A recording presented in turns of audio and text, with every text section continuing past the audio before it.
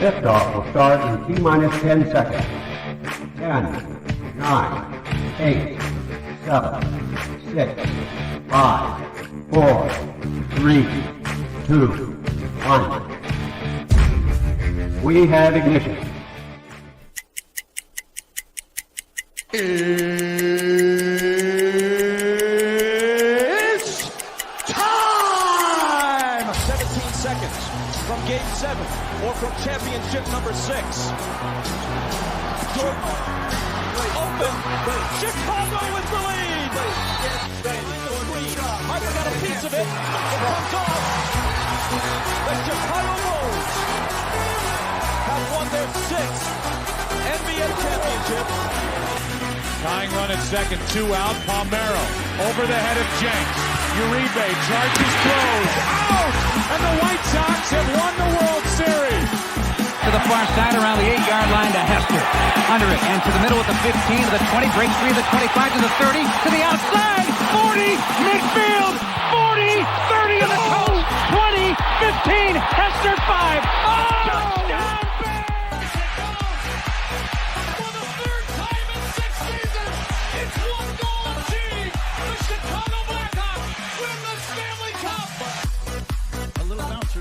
Toward Bryant. He will glove it for Rizzo. It's in time. And the Chicago Cubs win the World Series.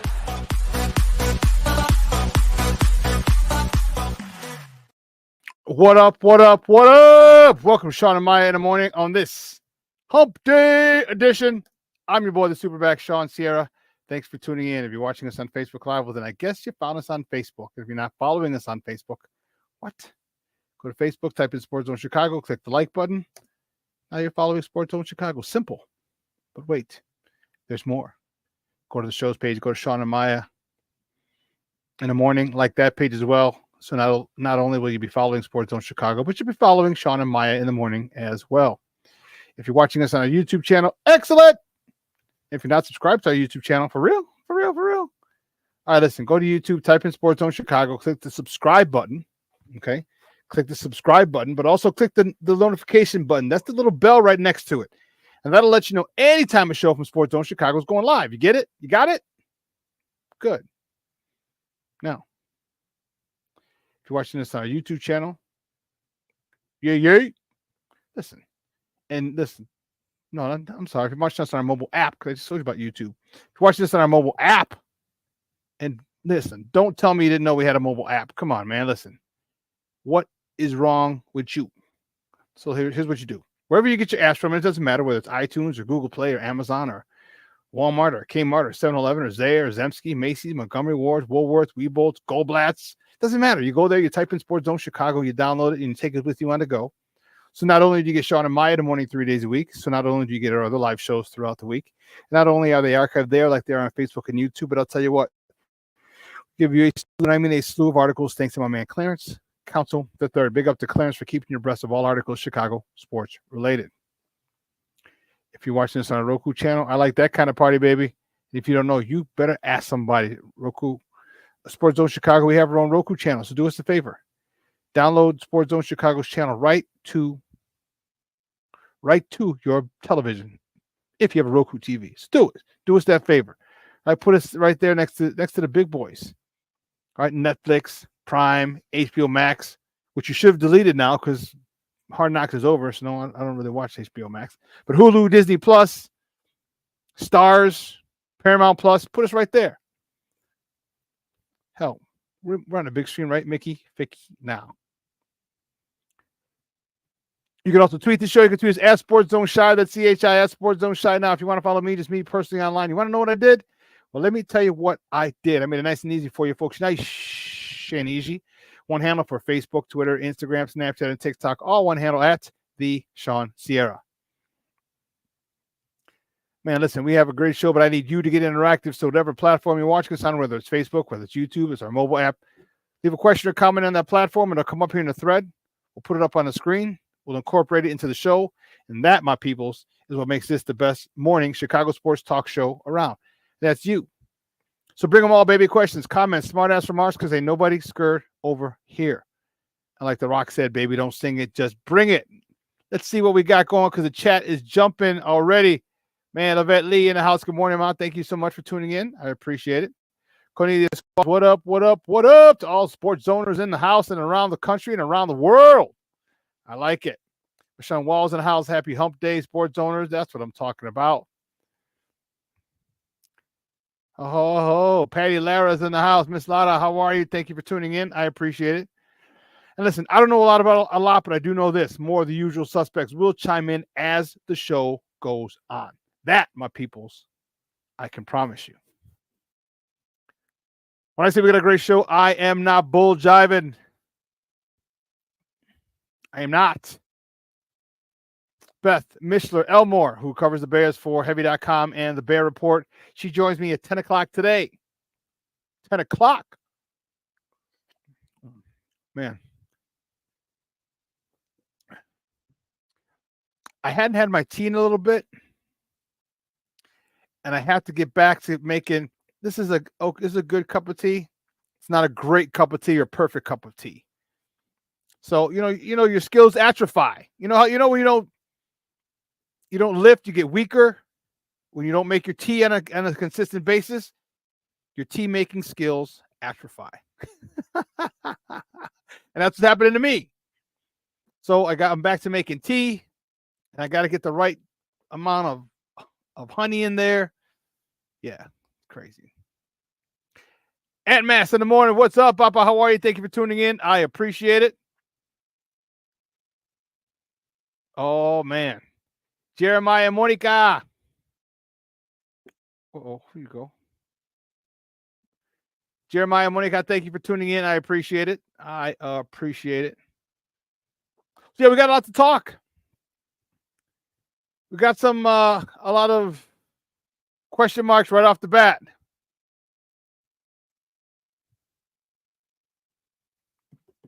A lot of question marks right off the bat. All right. It's so funny.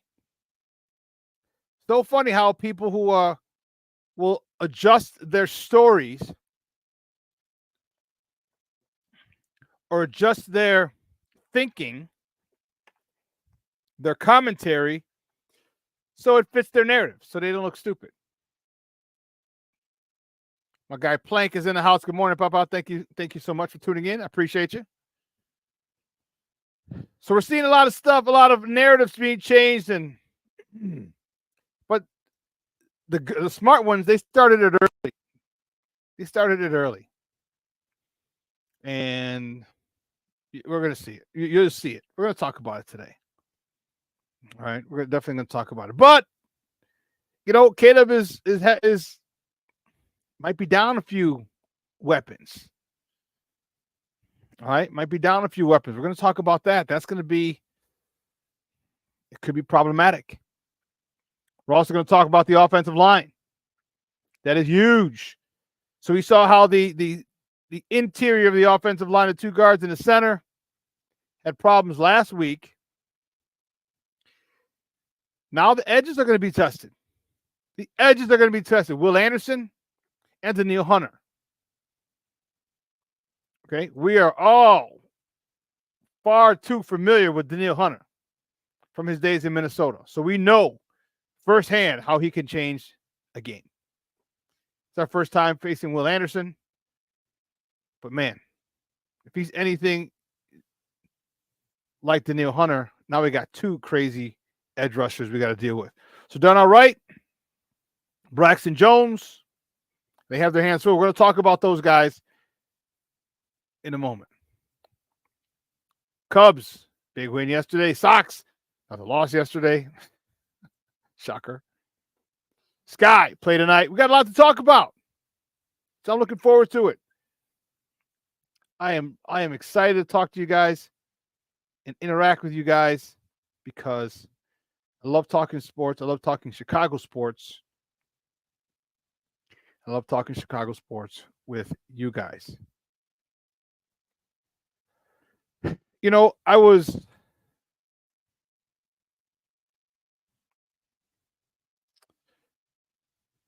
getting the show ready.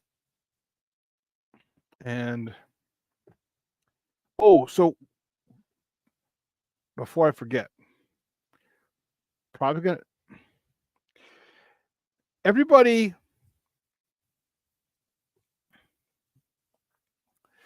There's a lot of people who are doing a lot of Bears stuff.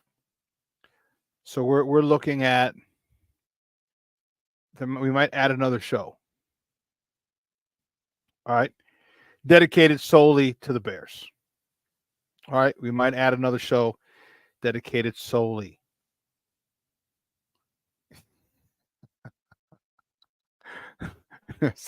Cornelius Squall's right. I just hope the Bears never face Devondre Sweat again this year. I saw the problem he was going to be when he was at Texas. I said, whoever gets this guy, I said, this is a nose guard. This is your one tech. This is your nose guard. I said, if there's any way on God's green earth the Bears can get this guy, get him. Get him. This guy is going to be a Mickey Ficky problem. And unfortunately, the Bears weren't able to get him, or the Bears didn't select him. And he went to Tennessee. Cornelius, Devondre is a mammoth of a man. A monster. My man himself, Armando Emeterio Lara Jr., my man Junior checking in. What's up, Papa? How are you? Good morning. Hope you're feeling better today, buddy.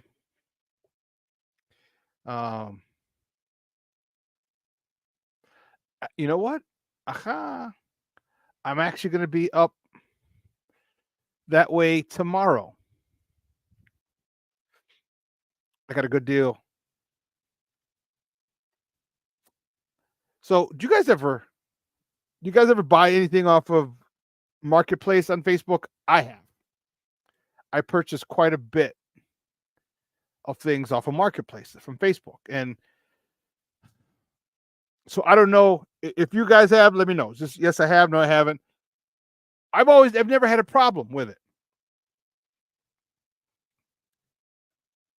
Patty says, yes, she does a lot. Okay.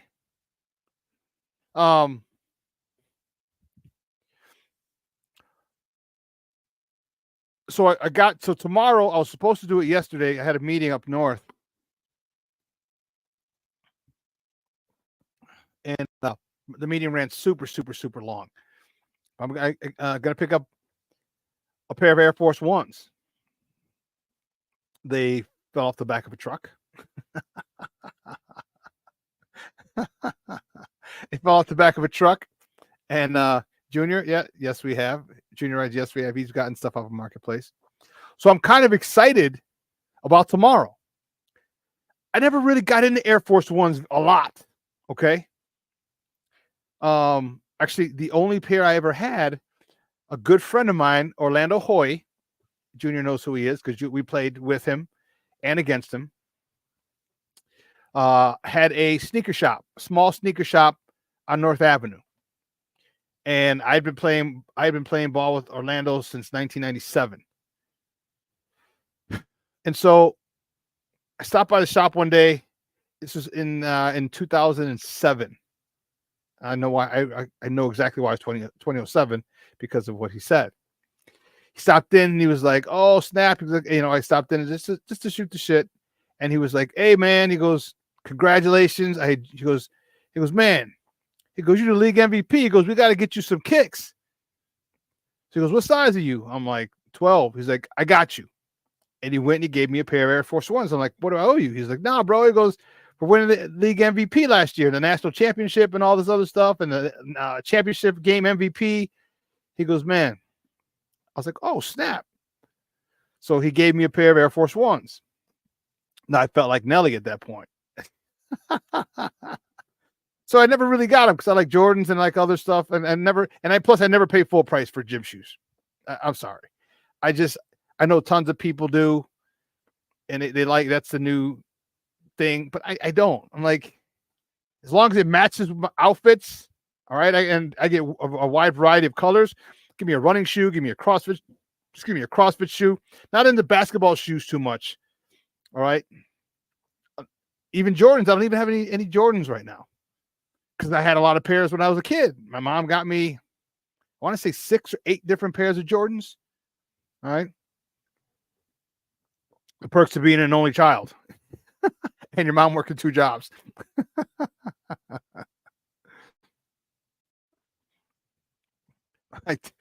Tony, my cousin Tony from out in the left coast in CA. What's up, ma?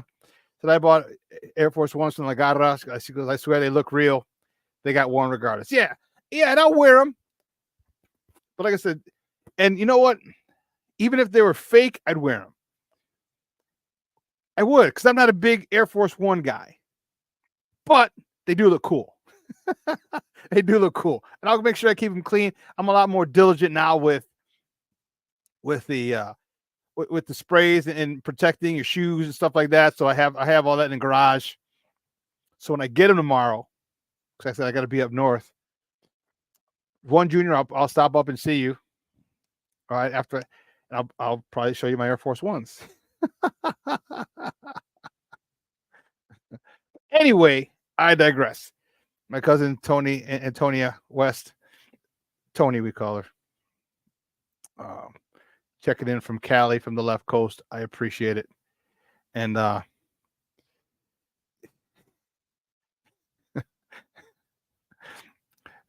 one of the funniest stories, and we'll get right back to sports, is when she was with her husband Tom, and he first came to Chicago.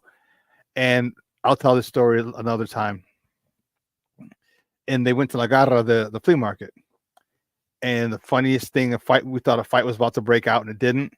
But the way that it didn't break out was hilarious. Hilarious. And I'll tell you that story. I posted on Facebook. I gotta get a visual of it and to tell the story. So I'll have to do that another time. But Tony, thanks for tuning in. I know she's laughing right now just thinking about that story. Because we thought we were about to see two guys throw down. And I was like, man, I hope someone doesn't get shanked or pull out a gun or something. You know what I mean? Because then we got to duck, and this was her husband's first time in Chicago, and first time at the flea market, La Garra. And I'm like, man, what a story! If someone gets shanked or bullets start flying, I'm like, oh, no, but he will never forget it because of how that situation took care of itself. Trust me. Well, I'll tell you the story. I got to get the visual, and I'll tell you. I'm laughing, so I know she's laughing because her and her husband Tom, they will never forget his first time here in Chicago because of that.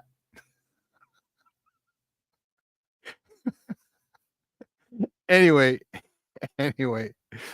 Oh man. So great show. I'm excited. We got some Bears to talk. We got some White Sox to talk. Not a lot of White Sox, that's for damn sure. Got some Cubs to talk. We got some Sky. The Sky are, man, Sky are in a tough spot right now. The Sky are in a tough spot. Tony writes, hey, good morning, Shawn. She goes, I'm dying over here. Yeah, that story is crazy. The Sky's in a tough spot. I don't think they make the playoffs. We're going to talk about it a little bit. Oh, no, we'll do it right now. I don't think they make the playoffs. They're tied for 8th. And then the most important. See, I don't want to say this like this because it's going to diminish in the importance of everybody else on that team. Maybe the highest profile player. Let me put it that way. The highest profile player. One of the pillars, one of the building blocks for the future. Angel Reese is out for the year. She's out for the year with a wrist injury. Now, this is a girl who's getting double-doubles. She broke the record for the WNBA record for most double-doubles in a season for rookies. She broke the record for most consecutive double-doubles. And she was in the conversation for MVP. For Rookie of the Year. Now, depending who you ask, she had no chance. And I disagree with him. I said, no. I said, what Caitlin Clark's doing is great. What she is doing is great. But let's not diminish what Angel Reese is doing, because what Angel Reese is doing is extremely impressive.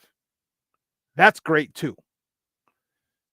And I understand Caitlin Clark has a lot more panache, a lot more notoriety, but not by much.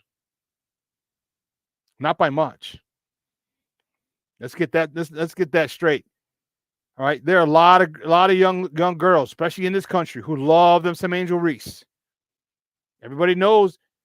I'll put it this way: I think Caitlin Clark has more notoriety because I think more parents and older people like her. Okay, and I think the younger crowd might be split down the middle, 50-50. There's a lot of young little black girls who look at Angel Reese and just want to be her. Just admire the bejesus out of her. And that's great. You know, she's a phenomenal role model. Okay. She's handling her business. She's, coming out of school. She has I think she was a $3 million NIL valuation. She's making a couple $1 million in college. She made a hell of a lot more in college than she's making now, her salary now. But she still has other outside things. Like she's endorsed by Reebok, coming out with her own shoe. And if you remember, that's why Shaq was in town the other day. I don't know if you saw that at the one of their last games. Shaq was in town and they want to just coming to see, one of his clients, working for Reebok. I think Shaq's the vice president now. I think so is Allen Iverson. They're pretty high up in the company.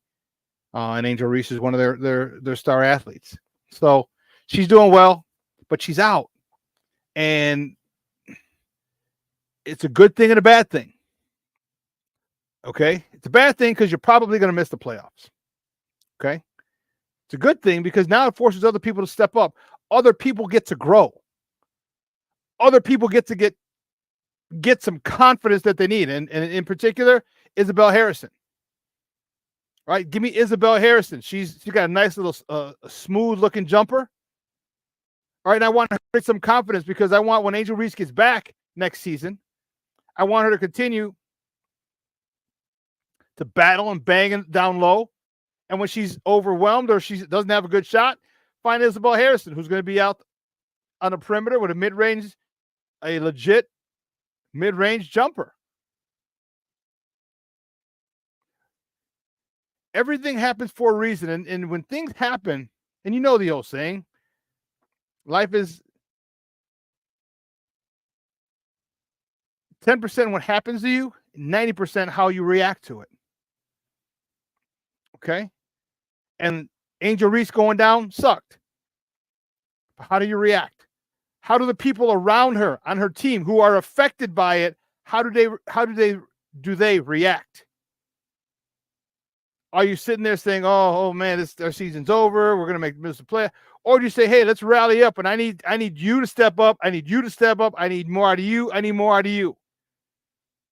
It's a good rallying cry for Coach Witherspoon.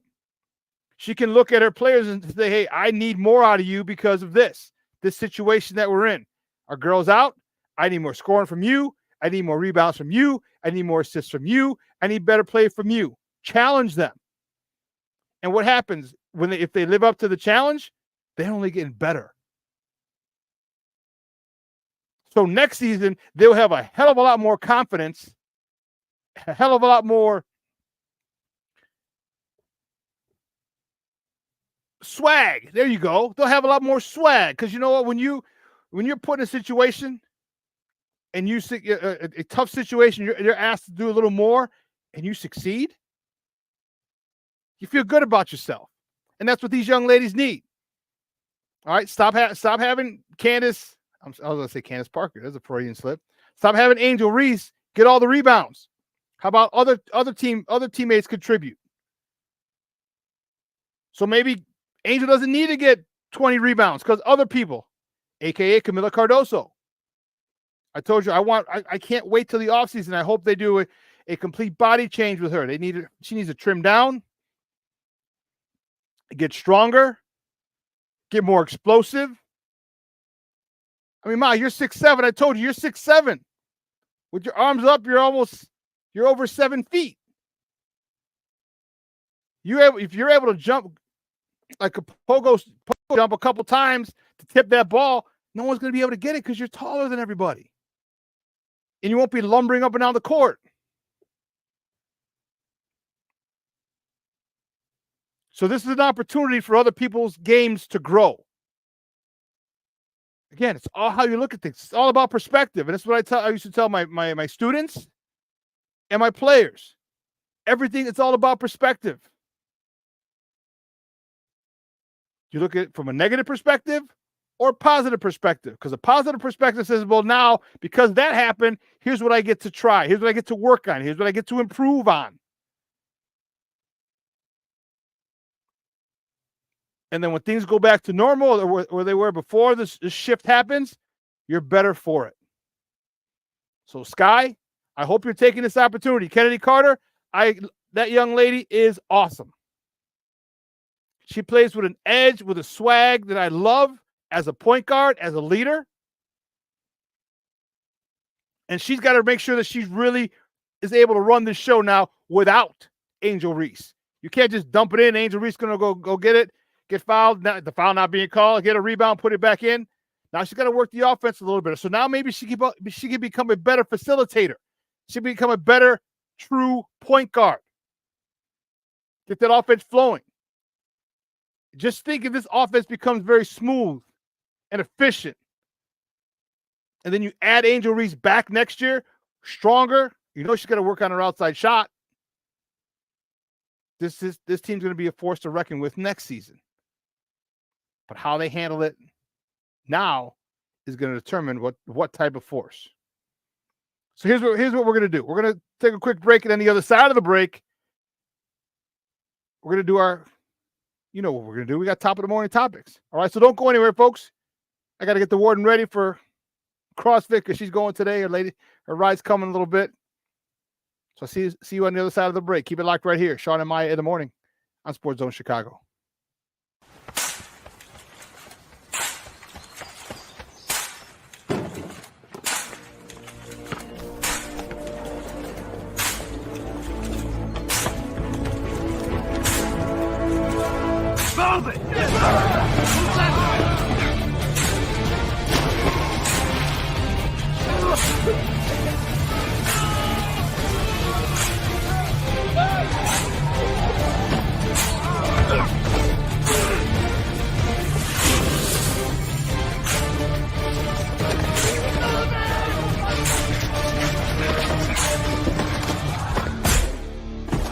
Many will hear the calling. Few will earn the title. United States Marine. The few, the proud, the Marines. Hey, it's your boy, the SuperBack, Shawn Sierra, and be sure to follow Sports Zone Chicago on all social media platforms, on Facebook, Instagram, and our Roku channel. You can find us at Sports Zone Chicago, and on Twitter, we are at Sports Zone Shy. Also, be sure to download our mobile app so you can take Sports Zone Chicago with you on the go.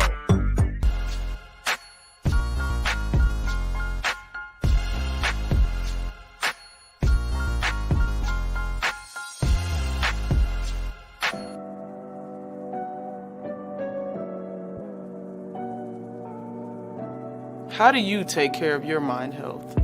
For my mental health, I meditate in the mornings. I have my dogs. They're the best. I just find ways that help me just relax. Finding things that make me happy, like being close to my family. I meditate a lot and read books. I have hobbies outside of the game. I'm able to switch off. I'm able to turn my brain off from the game of basketball. Your mind health matters. Your mind health matters. We are looking for a few heroes, mentors, trailblazers, innovators, a passion to change lives, spark curiosity, open hearts, and awaken minds, help students answer the question, who am I? This could be your calling, but this is no job. It's the journey of a lifetime. Be a hero.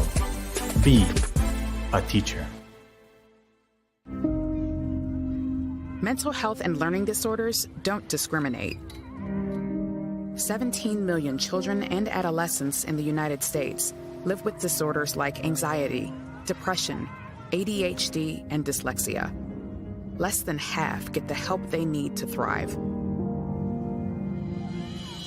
Help the Child Mind Institute change these children's lives. Visit childmind.org.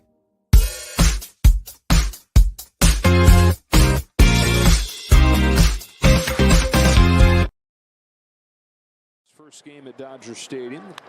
It's bounced towards first, and it eats up Freeman. Kicks into foul ground. Here comes Isaac Paredes, and the Cubs have jumped in front 1-0. An in-between hop and the Gold Glover got eaten up. With runners in scoring position. On the ground, Bush grabs it, goes to second for one, return to first, two! Wow, oh, what a double play. That was gorgeous. We'll retain the challenge. That one drilled out towards right center field. Pete Crow Armstrong racing, and he made the catch. What a play. PCA Cubs with their big bat at the plate. And that's a base hit up the middle. Hap around third. He's in to score. Swanson dives into third. And now the throw gets away. It's into the camera well. Swanson comes in to score, and it is 3-3. How do you like? Welcome back to Shawn and Maya in the morning on Sports Zone Chicago. Those clips courtesy of the Marquee Network. Those were your Cubbies yesterday, baby. Your Cubbies. Too little, too late with a big win. And you know what? You know, guys, you know how we do the first segment of every show. It's called Top of the Morning. It won't come just when you want it.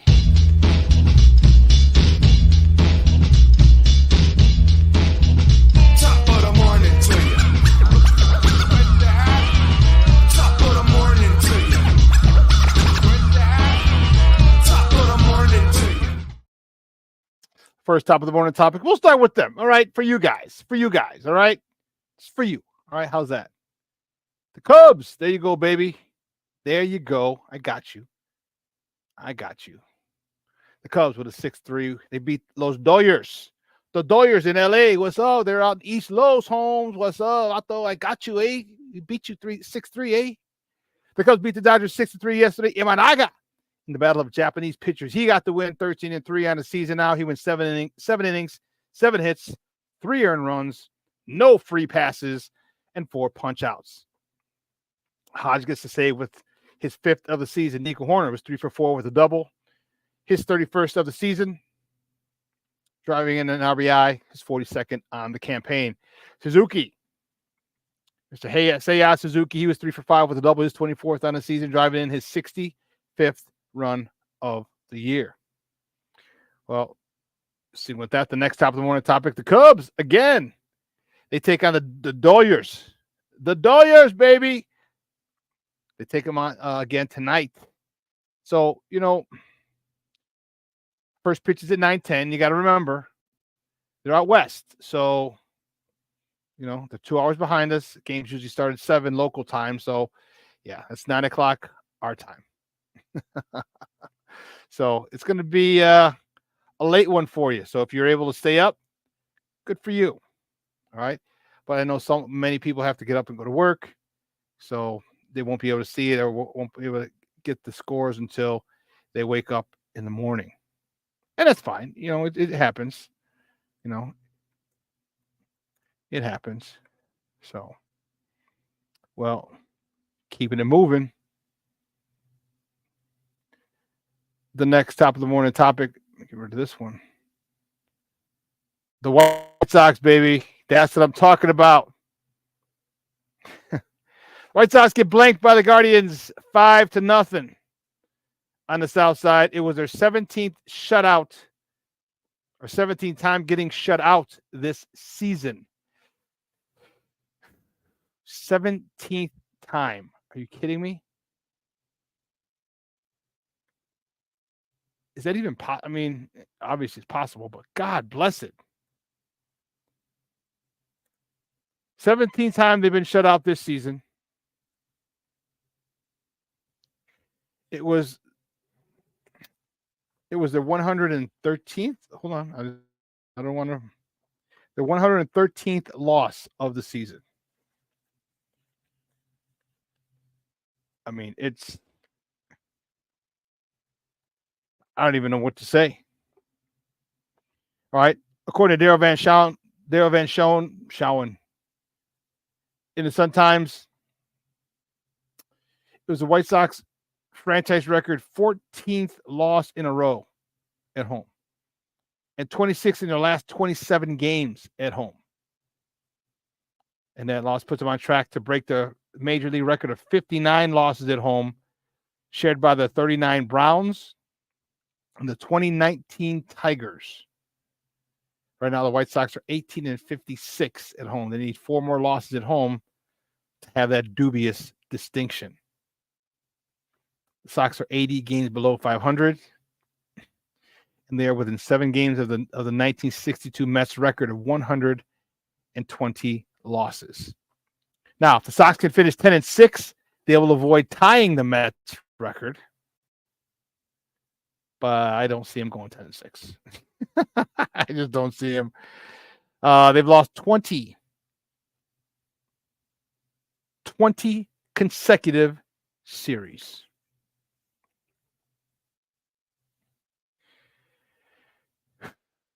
Man. 20 consecutive series they've lost.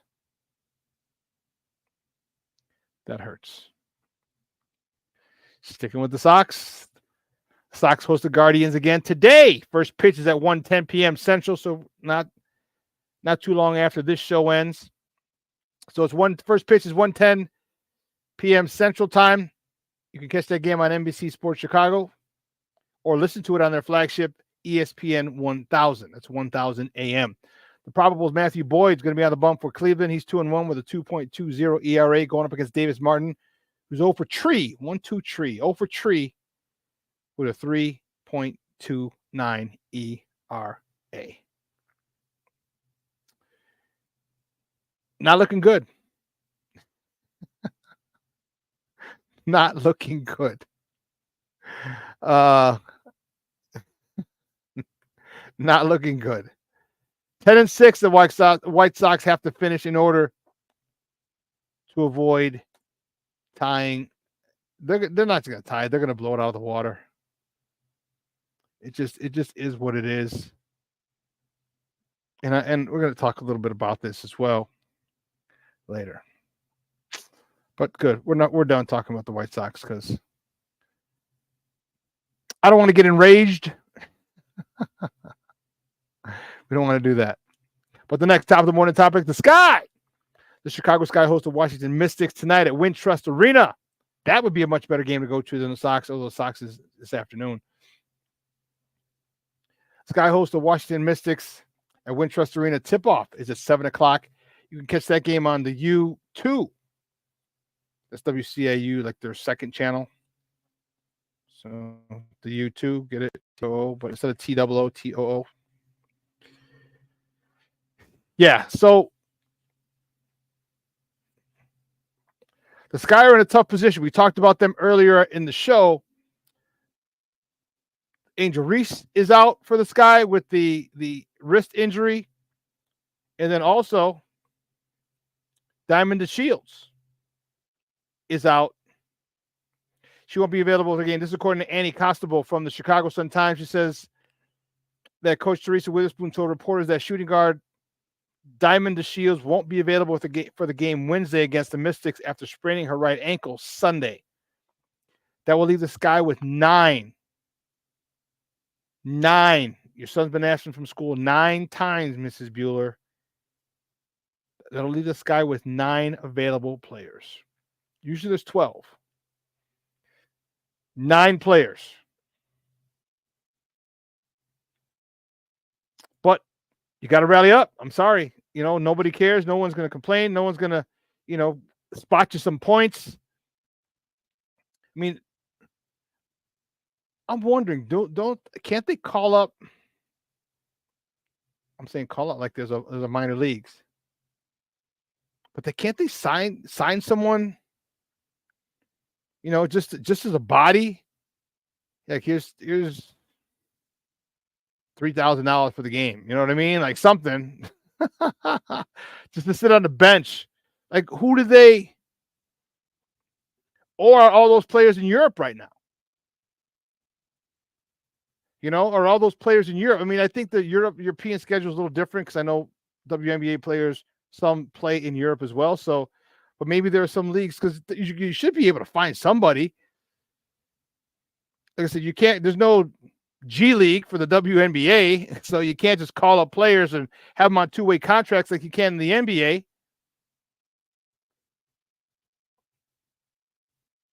So what happens? Yes, they're on a team, but they're injured. And if they're day-to-day, then they still have a roster spot. I mean, you can't. Like, there's no 10-day contracts that I know of. It's like, oh, here we go. So according to Annie Costable, the Shields injury also qualifies this guy for the WNBA's emergency hardship exception, which can be used with league approval, but team drops to fewer than 10 available players. This technically means this guy could add 2 players. Okay. And General Manager Jeff Pagliocca said, we are exploring all of our options. And here's what I said. It said, but the issue for Pagliocca, the GM, is at this stage of the game, there are very few WNBA-ready players for him to choose from. Many fringe WNBA players have already begun their overseas seasons. Yeah, just what I was saying. Damn. So, like I said, looks like they're probably going to miss the playoffs. They were tied in the 8th spot with Atlanta. Let's see where they're at now, because that'll probably fade real fast. It's unfortunate. That would have been great. No, they don't have the.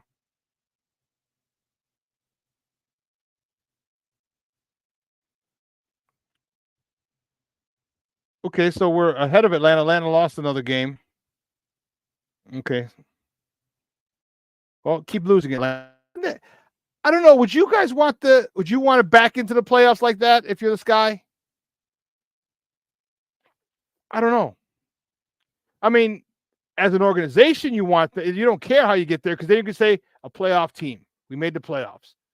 Second consecutive year, third consecutive year, we made the playoffs, or we haven't missed the playoffs in how many years, whatever. So from a marketing standpoint, you can say that, but you're going to get your ass kicked by the New York Liberty. They're number 1 team in the WNBA. They're pretty damn good.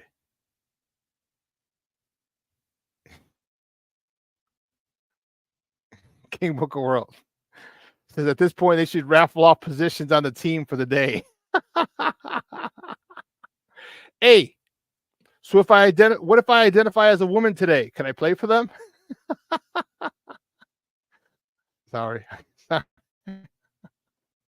don't want to open up Pandora's box. I'm just being a funny guy. Just being a funny guy. But oh well, the Sky's going to be an interesting game tonight. Very interesting. I'll be switching back and forth. I would definitely want to see how they do. This team is to me, they're exciting. They definitely need a little more talent. I think I think they need a dead-eye three-point shooter. Dead-eye 3-point shooter. That's what they need. And the girl they drafted in their third draft pick this year, I just can't remember her name right now. She was a dead-eye 3-point shooter, but they had no spot for her. And I'm like, how do you not have a spot for a dead-eye 3-point shooter? How do you not have a spot? How do you not make a spot? Like, you got Angel Reese. You got the Twin Towers, Angel Reese and Camila Cardoso. We didn't know Kennedy Carter was going to be this good. But you figure you have these 2 girls who can rebound, these 2 ladies who can dominate the boards. You're going to need to kick it out to a 3-point shooter. Why not keep her? It blew my mind. Like, I didn't understand it. Brenda Maxwell, that was her name. Brenda Maxwell. Why not keep her? Because you got to make people pay. You need to make people pay. When people collapse on Angel Reese and Camila Cardoso and they want to crash the boards, the defensive boards, when we have the ball, we get the rebound, we need to make them pay. How you make them pay? You find the open three, you drain it. But you need dead-eye shooters because they're going to rotate. But she needs to be able to catch and shoot, a la Klay Thompson. He's the best at it.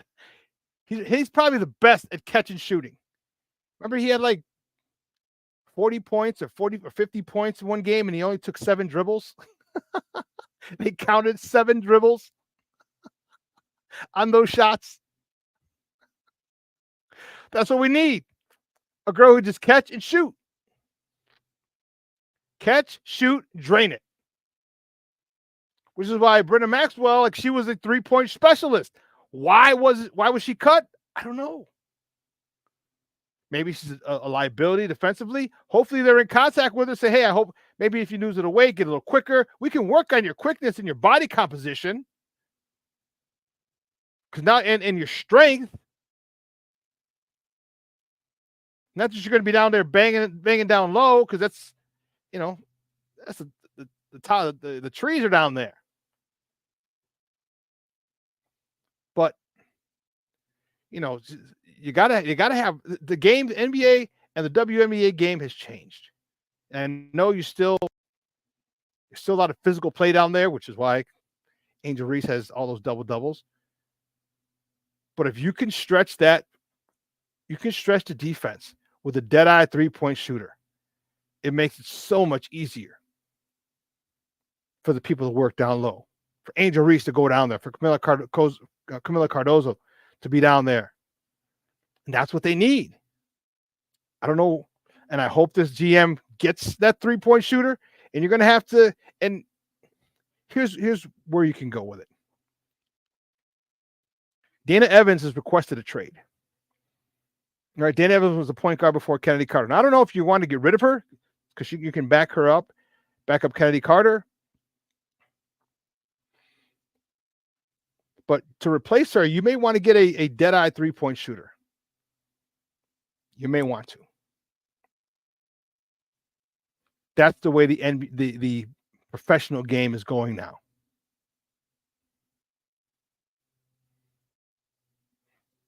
Oh, King Booker World says, I was talking about the Sox raffle off positions. When the King Booker World said at this point they should raffle off positions on the team for the day, he was talking about the White Sox. King Booker World says, hell, the Sky are 10 times more exciting to watch. I don't disagree with you, Papa. I can't argue that one. What does Sky need? Well, let's finish it up. Next top of the morning topic, the Bears. Yeah, baby. The Bears.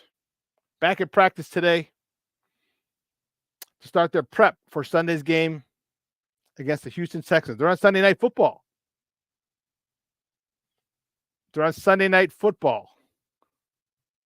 Steve-O. Kickoff is at 7:20. On NBC. Fix that up real quick. Sunday Night Football, 7:20 is kickoff. Only game on the docket. This is going to be a very, very interesting game. You have definitely the best quarterback out of the draft class last year in C.J. Stroud, with some help, a lot of help on defense. Will Anderson, Daniel Hunter. You got Tank Dell on offense. And I just forgot who their running back is. Forgot who their running back is now. Joe Mixon. So going up against the quarterback people think was the best quarterback in this year's draft. He is, they struggled. The offensive line struggled with a lot of pressure up the middle. And now this week, you're getting a lot of pressure on the outside. All right, Will Anderson, Danielle Hunter, as I mentioned earlier in the show, these two guys get after it. We know Danielle Hunter firsthand. We see him twice a year. we would see him twice a year when he was with Minnesota. Remember? Yeah. So we've seen what he can do. We know what he can do. And we saw Will Anderson have a good season last year, his rookie season. Now he's back. Man. We got a big game. There we go. We got a big game coming up. It's huge. Huge. No, NBC 5. Steve-O. All right.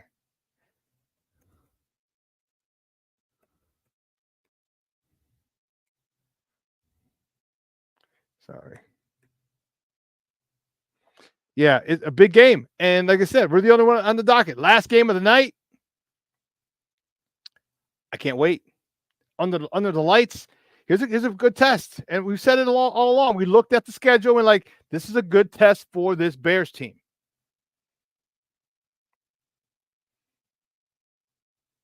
King Booker World says, for some reason, I don't feel like this is a loss. It's going to be a tough one. It's going to be a tough one. They got their offense coming back. All right, they added Danielle Hunter. The most important thing, they got their offensive coordinator back. Bobby Slowick is back. I thought he was going to get a head coaching gig. I was praying he'd get a head coaching gig. But he's back. And I'm assuming that they're going to be a lot more comfortable. The familiarity. He's not learning a new offense anymore. Tank Dell and those receivers, they're not learning a new offense anymore. All right, they should be comfortable. Should be. Then you add Joe Mixon to the mix. Russell Webster checking in. Good morning, Ba. He says Houston, 42-10 Houston. Woo. Okay.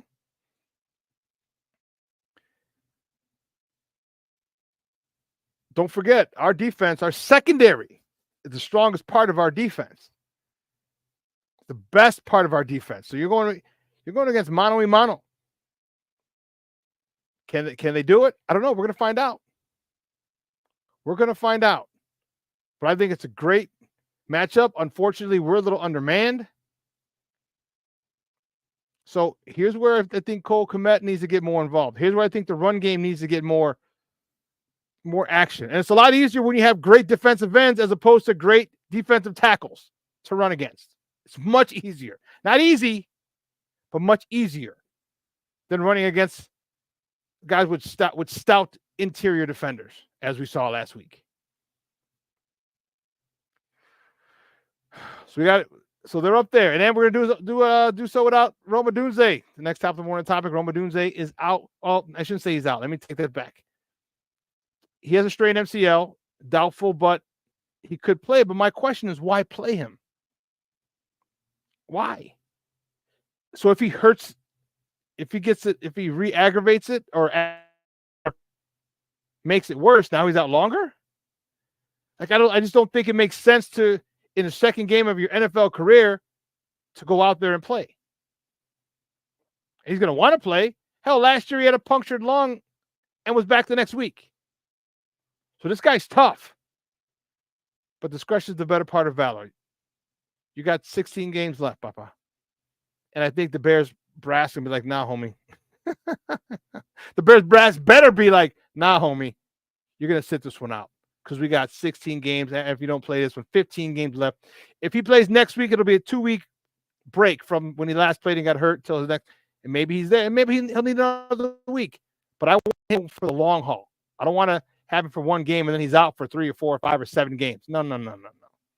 Roma Dunze is too valuable to this team. So listen, we're going to take a quick break. All right. On the other side of the break, we're going to continue with our Bears talk with my guest. What's wrong with me? Stuck in a Thackotash. I can't even speak this morning. With my next guest, Beth, Mr. Elmore. And we're going to talk. I'm looking forward to it because there's a lot of questions I want to ask her about this offensive line, about the secondary going up against his wide receivers. It's going to be a great combo. So don't go anywhere, folks. Keep it locked right here. Shawn and Maya in the morning on Sports Zone Chicago. Hey, it's your boy, the Superback, Shawn Sierra, and be sure to follow Sports Zone Chicago on all social media platforms, on Facebook, Instagram, and our Roku channel. You can find us at Sports Zone Chicago, and on Twitter, we are at Sports Zone Shy. Also, be sure to download our mobile app so you can take Sports Zone Chicago with you on the go. Time out. How are you feeling right now? Happy? Excited? Angry? Overwhelmed? One of the best things you can do for your mind health is to name what you're feeling. It can sharpen your awareness and help you talk about your feelings with someone you trust. Here are 3 questions to ask yourself. Where are your thoughts right now? In the past, the present, the future? Do you notice any sensations in your body? Is your heart beating fast? Is there a flutter in your stomach? Or are you fully relaxed? What do you need right now? Time with others? Time to yourself? Remember, there's power in this awareness. So find ways to identify what you're feeling today.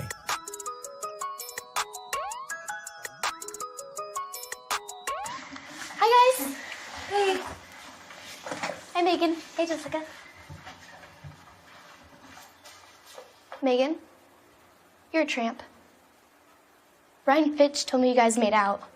Everybody knows. He said your breath smells like garbage. And he almost puked. He says you're the most desperate girl he knows, besides your mom. How many boyfriends does she have anyway? Lots? Your makeup makes you look like a clown. That zit is huge, zit face.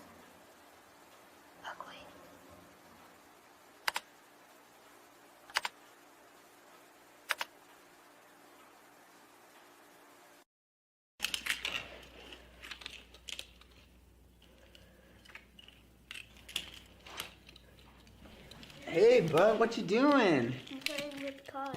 Cars? Can you show me what a car does?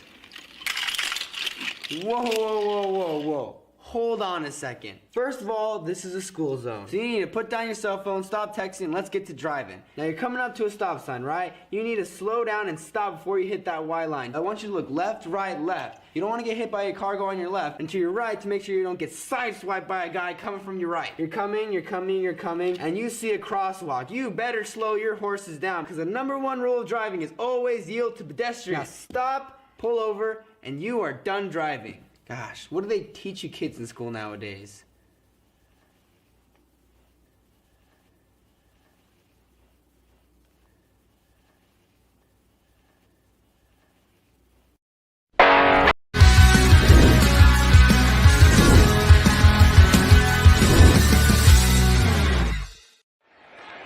Stonehouse with pressure, a block! It's scooped up by the Bears! Back the other way! Jonathan Owens! Touchdown, Chicago!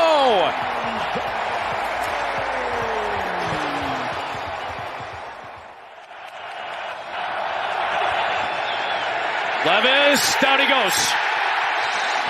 Gervon closes the drive. Won a couple of titles, but now getting a major opportunity with Tennessee. Williams trying to find an alley. Still on the move. Is going to have to take off, and he'll run for the first down. Now Santos from 50. One of the best kickers in the NFL in a matchup of 2 of the great kickers in the NFL. Welcome back to Shawn and Maya in the morning on Sports Zone Chicago. Those clips courtesy of Fox.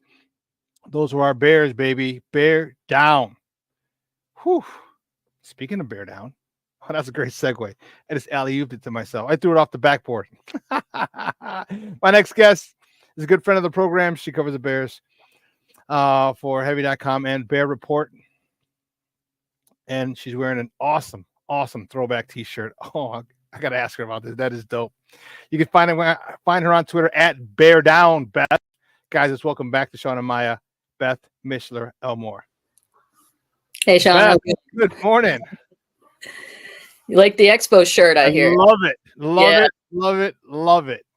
They were one of my favorite teams as a kid. I mean, before they were in Chicago, like Andre Dawson, Tim Raines, they were in Montreal. When I was Carter. I just like for some reason, and I always did love this logo. So yeah, Larry Walker.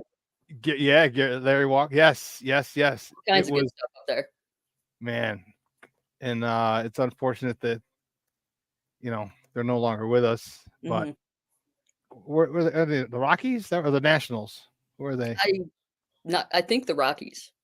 I'm not sure though. Yeah. So but if we ever expand back into Canada, Montreal definitely needs a team. Well, Beth, as we talked about yesterday, our Bears are undefeated preseason. Take it. Big win yesterday. Big win on Sunday. Give me your thoughts. On the week 1 victory without an offensive touchdown, but with special teams and a pick 6. I mean, didn't it? I don't know about you, but it took me back to like 2006. I mean, minus the 4, 5, 6 interceptions from the quarterback. The offense just clearly wasn't getting it done. Caleb was clearly struggling. And this was a game that I think last year, the year before, the Bears would have lost. And it just felt like the defense lifted them up to where they needed to be. Special teams made a play. It was, how good did it feel to watch a special teams touchdown again? Like that, it's been too long, especially on a block punt. I think it was like 2012. It was the last time that the Bears had a successful block return for a touchdown. So it was fun to watch despite the struggles.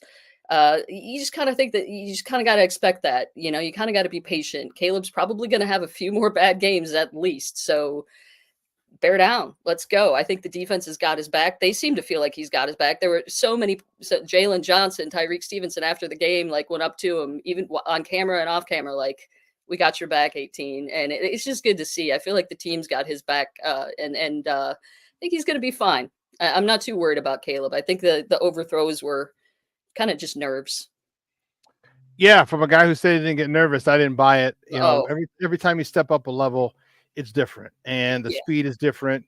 He overthrew Keenan Allen down the left sideline one time. He had him in the hole in a cover 2, behind the corner in front of the safety. He missed that one. He bounced to DJ. Yeah. He missed Rome coming across. There was a little confusion. Another one, but there was a little confusion. But still, I just think he was nervous. And it's okay. It happens. It happens to the best of us. But the biggest problem that I had was the offensive line. Talk to me about that. I mean, and let's not forget, Devondre Sweat is a freak of nature, as my guy King Booker World said, and he's going to cause problems for whoever goes up against him. And unfortunately for us last week, it was us. And man, he caused a lot of problems. Yeah, I think it's a combination of what you were saying before the break about just Tennessee having a fearsome with Simmons and Sweat. That's just a 1-2 combo that not a lot of teams have in the interior. And I think coming out of the gate with an offensive line that hasn't gotten a lot of snaps together, with an offensive line that hasn't played together a lot, those struggles, I think, were to be expected a little bit. And I think the combination of the two resulted in some pretty messy plays, especially from Coleman Shelton. Didn't have a great game. I kind of hoped he'd play a little bit better. And then, kind of having a revolving door at right guard isn't ideal. So hopefully they decide between Nate Davis and Ryan Bates, and hopefully Nate Davis can play well enough and can stay healthy, because I think he plays well when he's healthy. He can just stay there, and then maybe Ryan Bates can move to center if Coleman Shelton continues to struggle, and then that would be that. But the whole, center competition never really got underway because of Nate Davis's injuries. And so the Bears line has been kind of hodgepodge throughout training camp, throughout the preseason. And it didn't really surprise me to see him struggle. I kind of, at least Caleb didn't get hurt. That's kind of a plus too. I mean, geez, with some of those plays, he does have to stop running far back, losing 19 yards on one play. But those defensive linemen aren't from Oregon or from Utah. They are not.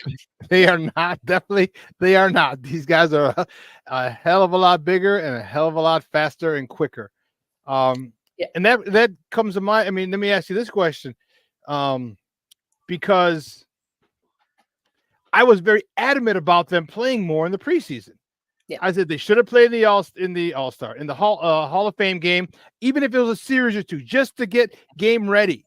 Yep. First series and you're out. 3 and out. Okay, well, guess what? You dress for 3, practice, you prepared for 3 hours, and you're playing, 47 seconds. Too bad. We'll go at it next week. To game 2 and 3, fine. But then game 4, I get it. I know that's the game for the back of the roster people, but damn it, this offense, this quarterback needs as many many reps as he live reps as he could get, and they didn't do it. I was very adamant about it, and I wonder if they're not going to have to worry about it next year because they're going to have all the snaps they need. But I think, how big of an issue do you think it was? Because as you can tell, I think it was a big issue. How big of an issue do you think it was that they didn't play game 1 or game 4? I don't think it was insignificant. I think it was a definite issue. I think too, part of why it was an issue, at least for me, is because it happened last year as well. And I kind of hope Matt Eberflus would learn a little bit from it, because last year and even the year before, they came out dead ass. And that's, you don't want to see them down 17-0 at the half, or 17-3 at the half, no matter who they're playing. And I definitely think more reps are always good reps, right? And I mean, I absolutely agree. You don't want to put them on the field at the Hall of Fame game for long. I mean, but a series, maybe 2 max, that would have been just fine. I mean, I don't think that would have hurt anybody. And I think that, it just kind of seems to differ from franchise to franchise anymore. But a lot of the more successful teams that come out ready to go, like Kansas City, play their starters more in the preseason. And I don't think it's a coincidence that they start the season on a better note. I don't either. And the only way you can, and I get the joint practices that they had with the Bengals, and that's cool. But again, it's not a game. Right. It's not a game. Not a game. And you get good reps. Don't get me wrong. You get great reps. You get, because it's somebody different. It's not the same dude you've been beating up for the last 2.5 weeks. It's phenomenal. Someone different. You use, has different skill sets, but it's still not a game. Yeah. And I would have loved that. That combined with the joint practice against the Bengals would have been awesome. Like, come on. So I really hope that they take a look at that next year. And I get it. You don't want to hurt Caleb, but you can get hurt on the fourth play of the season and be out for the season, like the guy in New York last year. So it's just Aaron or something. I forgot his last name. But it's going to happen. So you know what? Get out there. That was my whole thing. A couple of times he looked like he had happy feet, a little bit. But I mean, it's when you get pressure up the middle, Lord have mercy. That's the worst place that a quarterback can get pressure. They hate it up, when pressure's up the middle. Talk to me a little bit about this running game. All right, we couldn't get it on track. How important is that for Caleb and the crew moving forward next week? That's huge. That's huge. I mean, when your leading rusher has 30 yards to end the game, that is far from ideal. And DeAndre Swift showed some moves throughout the preseason, and even just a little bit on that pass play. Like, he hurdled a human man.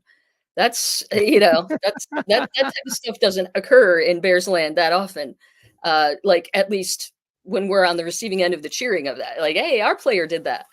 I think they need to give Khalil Herbert the ball a little bit more and not really worry about getting Velus reps.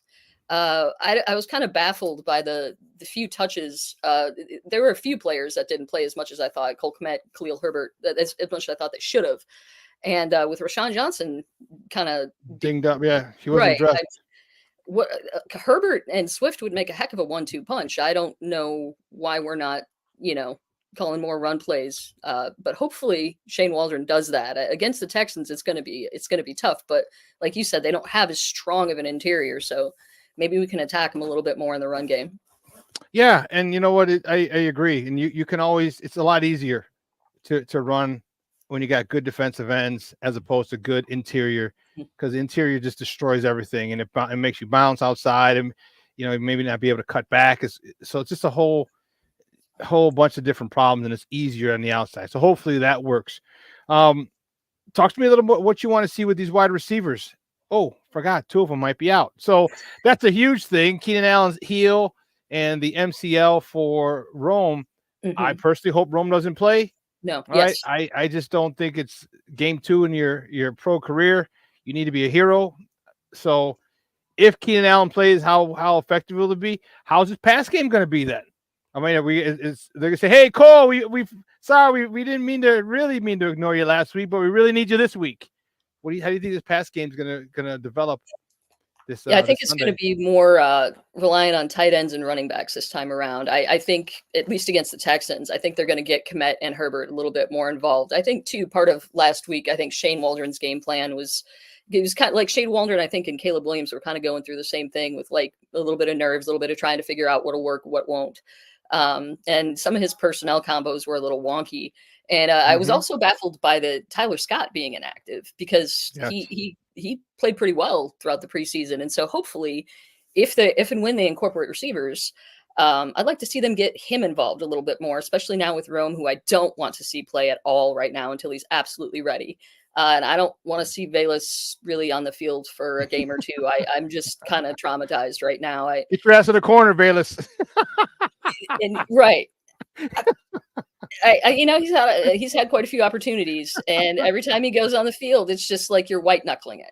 You don't want that. So, but yeah, I think against the Texans particularly, they're going to be focusing more on the run and tight ends, particularly Kmet. But I think too, I'd like to see them get Tyler Scott more involved. Maybe a few jet sweeps, a few quick outs, just something to kind of get him into the game, and then maybe take a long shot or two, because he's a deep threat. I mean, he's if he can hold on to the ball, I think he just needs one of those plays to make a huge play. And if he can get one of those under his belt, I think that could really kind of skyrocket him. Yeah, that could change him. You know, that one play. Yep. Can really do wonders for his confidence. Yep. And not just his confidence, but the confidence of the quarterback and the team when they go to him. Because Velus, I'm still rooting for him, but I agree with you. Like, even if he was, he'll probably be dressed this week because Rome most likely won't be. But I'm like, homie, unless something really, really bad happens and Keenan can't play and DJ can't play, like, you ain't gonna see the field, And I get it. I get it. He's a 3rd round pick, and you don't want to look silly, but man, he looks silly kicking a damn ball. After it went through his arms on a kickoff, and it's just like, as a coach, like, you can't even first of all, I'm not even mad at him. Right. I'm mad at the coaches. Right. He showed you who he was last year. Yes. Okay. Yes. He showed you who he was last year. And the only time I'd put him in, I would have, if you wanted to work on it. If you're up, if it's a blowout, you're up by a lot or you're down by a lot. So either way, it's not going to matter. But when you put him in that situation, that could have changed the game. So that's a coaching issue. That's what, that pissed me off as a coach. The first person I was yelling at was Eberflus. Like, why do you put this Joker in? So, absolutely. You got to go sit in the corner. Sorry, I was just thinking it had shades of, it reminded me a little bit of, Cody Parkey. I mean, he missed how many kicks during the regular season and was still around. And then you were going to be surprised when he missed the kick that mattered most? And that was on the coaches for keeping him around. And so hopefully we don't have to watch Velus make any more mistakes. He can either get it together or go to another team. I don't know. Poles didn't, 4th round pick wasn't enough. It was just, he didn't want to take for anything less than that, which kind of blows my mind a little bit, but yeah. Guys, we're joined by Beth Mishler Elmore. She covers the Bears for Bear Report and Heavy.com, talking Bears football here with me on Shawn and Maya in the morning on Sports Zone Chicago. My guy Cornelius says, I'm not giving up on V12 just yet. Just don't let them return punts or kickoffs. Yeah, I agree. But right now, I agree. But right now, I'm just upset with them. Like, just go in the corner. Yeah, just go in the corner. Sit this one out. Break glass in case of emergency. We need another running back. Okay, then we'll let you dress. But you're probably not going to see the field because I got Khalil Herbert should get more touches, more tick, along with DeAndre Swift. So So, not done with him yet, but Lord, I am very close. Yeah, I mean, too. He said he was being lackadaisical, and it's just kind of like, man, you can't afford to do that at this level. You can't afford to do that in the regular season on any play, anytime ever. And that kind of was just like, I didn't like hearing that, but. How you can say that they're lackadaisical on an NFL field? Yeah, that's what he said, and that bothered me too, because I'm like, well, why? How? After everything, you got lackadaisical after your mistake-ridden previous years, To but this point, yeah. There's no, that's open mouth, yeah. insert foot. Jesus Christ. Lord have mercy. Talk to me a little bit about this defense. They gave up a little bit early, 17 points.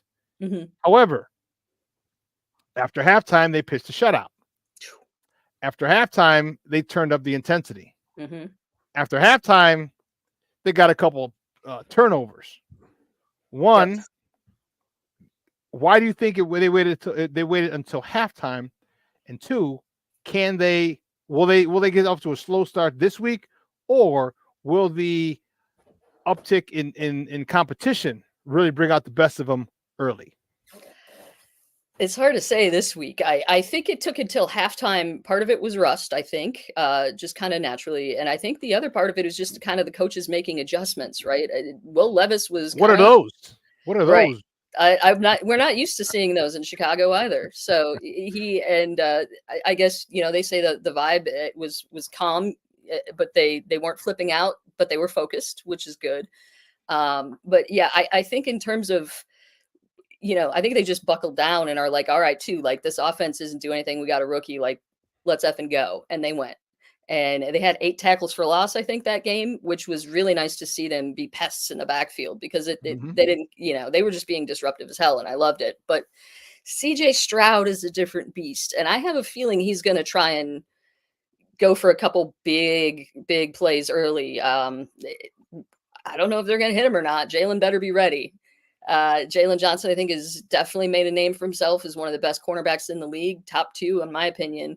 And I think he's going to have his hands full. But this coming week, if he can hold like Stephon Diggs and company like down a little bit early, that could really make a big difference and help the Bears and get settled in on both sides of the ball. So I have a feeling the Texans are really going to try and go for big plays early on this day. I think they're going to try and test Jalen. I think CJ Stroud is a fearless young man, and I don't think he's scared of anybody. And I think he's going to try to like make a point and go after some of the Bears' best players because I've seen him do it before.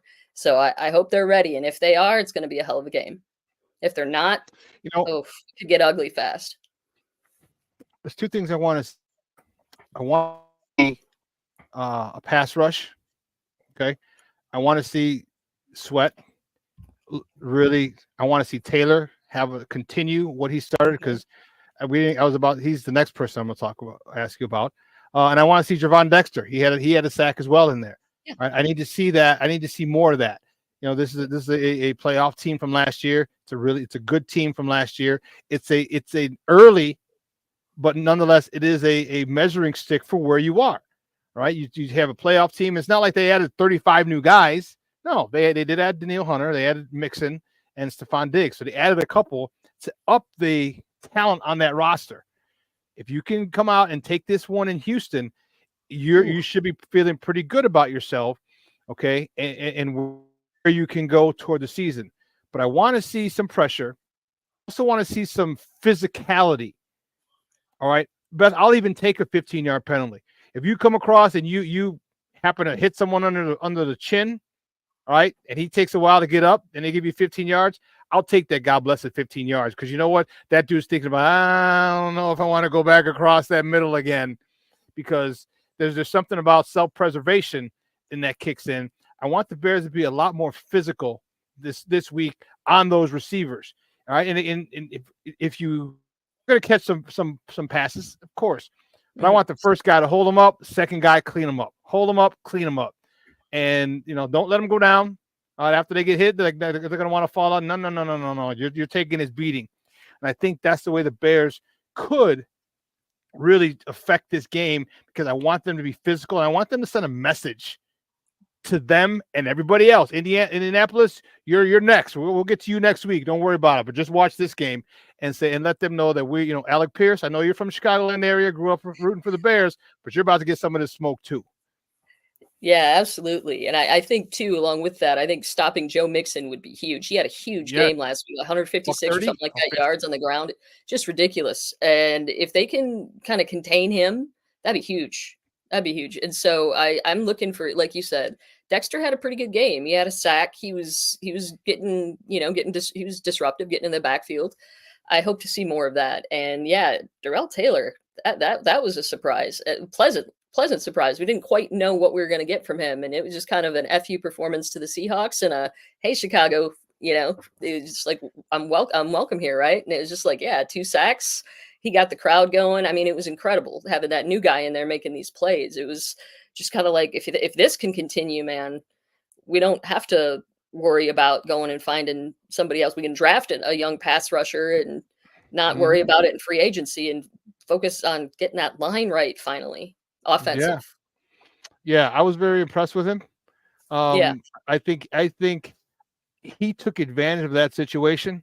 All right. And it happens a lot, when someone takes a chance on you and you just show out. And I hope he doesn't come back to earth. I hope he continues to play at that level. But that was the book on him anyway. His motor, he has a motor that doesn't stop. So I just need him to continue that, because if he continues that, you can't keep giving up the backside, the weak end, because you're focusing on Sweat. You can't keep giving up if you're a team, giving up 2 sacks to the other guy, right? There's no way. You're gonna have to. You can't stop double teaming Sweat, because then there's gonna be an issue. So you're gonna have to leave another guy in for this guy, or at least chip him, and that slows you down on the route. So he's making it a lot easier for this defense with what he's doing, and I like that. I like his motor. I like his tenacity of just getting after it. And I think that's going to be huge. You talked about Joe Mixon stopping him. Talk to me about these linebackers, because if they're going to stop Joe Mixon from running, these linebackers are going to have a huge game. Because, I mean, TJ Edwards, he only had like 37 tackles on Sunday. Lord have mercy, that dude is everywhere. He about had as many tackles as Bears had rushing yards. He's I love TJ Edwards. I think he's going to be one of the team's better free agent signings in a very long time. And I think together with Tremaine Edmonds and Jack Sanborn, the Bears have one of the best trios in the league. And I think I think absolutely they're going to be covering Joe Mixon in the short passing game quite well. Tremaine Edmonds got those long ass arms. And I mean, I think he's going to be making plays all over the field against Mixon. I don't think he's gonna lose a step like against that. Mixon's quick, but he's not, I don't think, like an all-pro level or anything. So I think Edmonds is gonna have a hell of a game, and I think TJ Edwards is just gonna continue being a bomb-ass Bear. Like, he is just so fun to watch. He flies all over the field. He's hard-hitting. He's always where he follows the ball. He's always where he needs to be. And so, yeah, I'm not too. That's why I think the Bears have a good chance of kind of containing Mixon, because between those linebackers and the way that Montez Sweat and Darrell Taylor have been playing, I think the line and the middle going to be pretty solid, and then the secondary has been awesome. So that defense, man, it's been really fun to watch over the preseason. Even the backups and the third strings, everybody was just going, and I was so glad to see Daniel Hardy make the roster. He made an impact right away on special teams. I mean, it was fun to see too. Like, shout out to the Bears special teams, right? We got. He hates it, but the crocodile punter, that's fun. Like, we got a punter who is really, really good at placing the ball. Just incredible. And now we got, decent returners, not Bayless. Sorry. But then also, like, if Jonathan Owens making the play, I mean, that was an athletic play on the ball, get it into the end zone. I mean, we've got some characters, we got some personalities, and everybody seems to be just working hard, ball into the wall. And it's really fun to see, because they seem to be just kind of thriving and kind of, making each other better right in front of our eyes. If iron sharpens iron was people, this is what the Bears are. Iron sharpening iron. They've done that all preseason, all training camp, talking shit, defense, offense. And, and that's what makes a good team, because you want to know, especially the defense. Like, the defense knows where they're at. They're upper level, upper echelon. They're top 2 and probably not number 2. And you want to talk shit to the team, your offense, because if they're successful, one, if they can deal with the trash talk, and 2, be successful, then you have no qualms going into a game. Like, they can handle the trash talk. They can handle adversity. They can handle all this, because we give it to them every day. And this is the whole, again, iron sharpening iron phenomenon that I love. Talk to me about Coach Eberflus. They made adjustments at halftime. They kind of went like a wide 9, so they spread out their ends a little more. He brought a little more pressure. He showed a little more. What do you think they have to do this week? Because they have film. Right? They have film. See, they didn't have film on a Callahan Tennessee Titan team. They didn't have film, right? Because these came over from Cincy. I think that was one of the big reasons as well. It took them to halftime and say, okay, good. Here's what they're doing. Let's do this. All right. They have film on CJ Stroud and Tank Dell. Okay. They have the defensive tape from last year. What do you think Eberflus?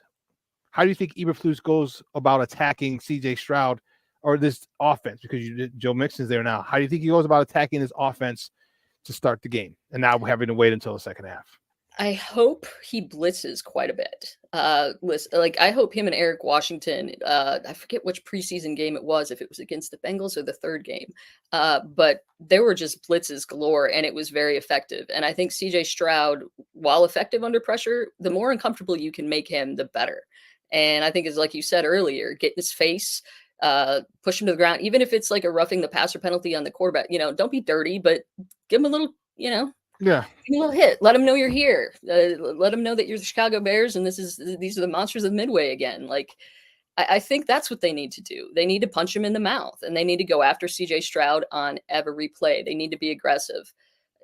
Constantly aggressive. There are a few times where, I think Eberflus just kind of is a little passive as a play caller. Not often, but once in a while. And I noticed some changes in game one, and he was a lot more aggressive. And so I hope that continues. And he also went for it on fourth down a couple times, which he has not done in the past. And that's telling me that he's not only learning from his mistakes, but he also has more confidence in his quarterback. So I hope, and his defense and his defense. Right. And so I hope he stays confident and aggressive. And, if he does, I think the Bears have a chance to upset the Texans. Although, I'm probably going to pick the Texans because the Bears are a little bit overmatched talent wise, but, and because CJ Stroud could probably outduel Caleb Williams at this point, but if they can make it, like, again, make CJ Stroud have a bad game, give him his worst game as a pro. Why not you, Bears?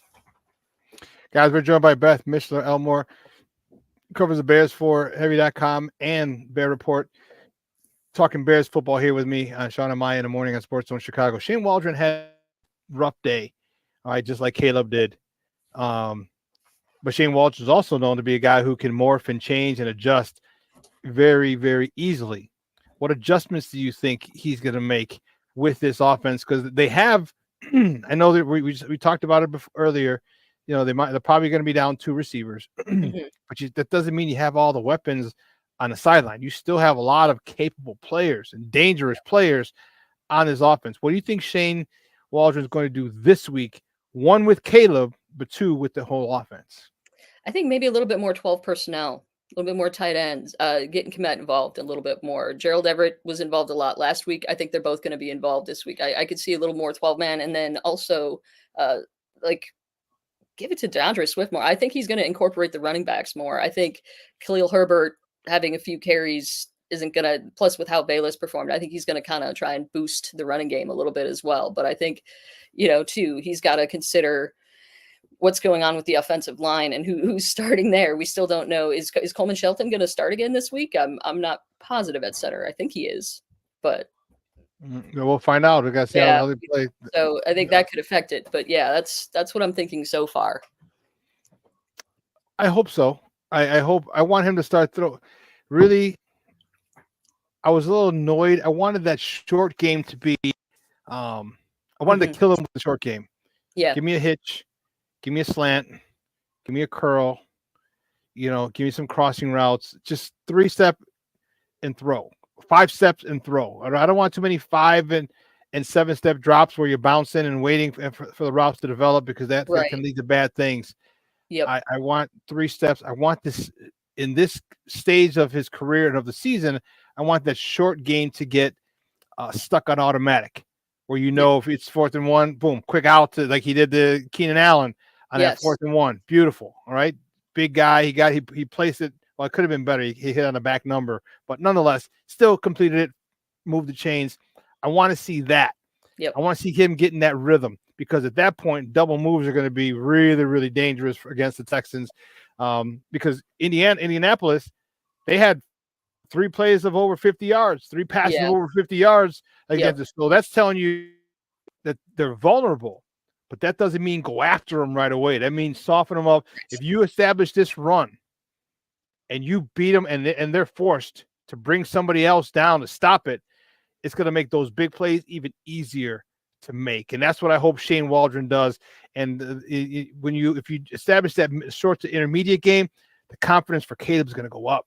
It's going to go up. So when it's time to take a shot deep, he's not going to underthrow. He's not going to miss him in the slot like he did Keenan Allen or bounce a pass to DJ Moore. I think he's going to have a full, going to be on 110. And that's what I hope Shane Waldron does. Because if he does, then I think this team, we got a great shot to go out of there, not steal a victory, literally take it. I like how you think. Hey, I've been drinking the Kool-Aid so long, I'm probably going to give myself the diabetes here. So I would love it. I mean, no one would see the Bears starting out 2-0. So I think they could absolutely take this game and surprise a lot of people. Caleb is going to have to play well. He's going to have to take care of the ball again. But he did. I was pleasantly surprised that he did not lose us the game. Will Levis, on the other hand, did. Yeah. So I'll take it. And you know what? And I said that before, Beth. I'm like, I want him to be a game manager. And Eberflus has basically said the same thing. Rely on your guys. Rely on your guys. He even used a basketball metaphor, like a point guard. Get everybody else involved. And I had his head coach in high school and I went to college together. Really good friends. So I had him on the day after the draft. They were still in Detroit.